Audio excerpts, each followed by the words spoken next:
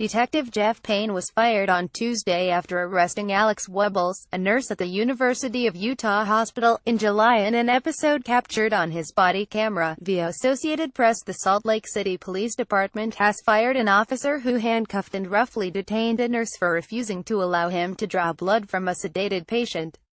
A department spokesman, SGT. Brandon Shearer, confirmed that the officer, Detective Jeff Payne, who had been on administrative leave since the episode, which was captured by police body camera, came to national attention over the summer, was fired on Tuesday. Detective Payne's supervisor, Lt. James Tracy, was demoted to the rank of officer. In a disciplinary letter obtained by the Associated Press, the Salt Lake City Police Chief, Mike Brown, wrote that Detective Payne's behavior was inappropriate, unreasonable, unwarranted, discourteous, disrespectful, and had caused significant disrepute for the department. You demonstrated extremely poor professional judgment, especially for an officer with 27 years of experience, which calls into question your ability to effectively serve the public and the department, he wrote. In a similar letter to Officer Tracy, Chief Brown described a lack of judgment and leadership as evidenced by his order to detain the nurse, Alex Wubbels, without a full understanding of the situation. As a result, Chief Brown wrote, I no longer believe that you can retain a leadership position in the department. Ed Brass, a lawyer for Officer Tracy, said in an email that he planned to appeal his demotion to the Salt Lake City Civil Service Commission.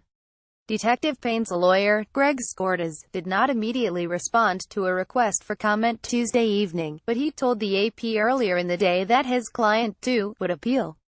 The confrontation on July 26 began when Ms. Wubbels refused to allow Detective Payne, as part of a car crash investigation, to draw blood from a sedated patient.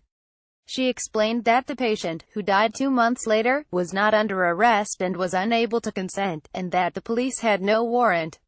Detective Payne accused her of interfering with a criminal investigation and threatened to arrest her if she did not comply, either go away with blood in vials or body in tow, he said. That's my only two choices. Ms. Wubbels' supervisor, on speakerphone, backed her up and told Detective Payne that he was making a huge mistake by threatening her.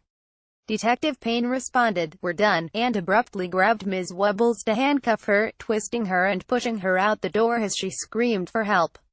She was later released. Cara Porter, Ms. Wubbels' lawyer, said in a phone call Tuesday evening that her client was still absorbing the information about Chief Brown's decision and did not want to comment on it yet. However, Ms. Wubbels came on the line briefly to urge the broader use of body cameras, which played a crucial role in this case. I think without the body camera footage, my story would never have been told, she said.